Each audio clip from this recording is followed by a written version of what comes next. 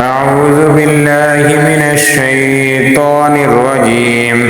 بسم الله الرحمن الرحيم. الرحمن علم القرآن خلق الإنسان علمه البيان. الشمس والقمر بحسبان والنجم والشجر يسجدان والسماء رفعها ووضع الميزان ألا تطغوا في الميزان وأقيموا الوزن بالقسط ولا تخسروا الميزان والأرض وضعها للأنام فيها فاكهة والنخل ذات الأكمام والحب ذو العصف والريحان فبأي آلاء ربكما تكذبان. خلق الإنسان من صلصال كالفخار وخلق الجان من مارج من نار فبأي آلاء ربكما تكذبان. رب المشرقين ورب المغربين فبأي آلاء ربكما تكذبان. مرج البحرين يلتقيان بينهما برزخ لا يبغيان فبأي آلاء ربكما تكذبان.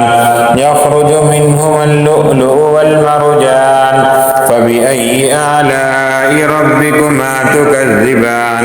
وله الجوار المنشآت في البحر كالأعلام فبأي آلاء ربكما تكذبان. كل من عليها فان ويبقى وجه ربك ذو الجلال والإكرام فبأي آلاء ربكما تكذبان. يسأله من في السماوات والأرض كل يوم هو في شأن فبأي آلاء ربكما تكذبان. سنفرغ لكم أيها الثقلان فبأي آلاء ربكما تكذبان. يا معشر الجن والإنس إن استطعتم أن تنفذوا من أقطار السماوات والأرض فانفذوا لا تنفذون إلا بسلطان فبأي آلاء ربكما تكذبان. يرسل عليكما شواظ من نار ونحاس فلا تنتصران فبأي آلاء ربكما تكذبان. فإذا انشقت السماء فكانت وردة كالدهان فبأي آلاء ربكما تكذبان. فيومئذ لا يسأل عن ذنبه إنس ولا جان فبأي آلاء ربكما تكذبان. يعرف المجرمون بسيماهم فيؤخذ بالنواصي والأقدام فبأي آلاء ربكما تكذبان. هذه جهنم التي يكذب بها المجرمون يطوفون بينها وبين حميم آن فبأي آلاء ربكما تكذبان. ولمن خاف مقام ربه جنتان فبأي آلاء ربكما تكذبان.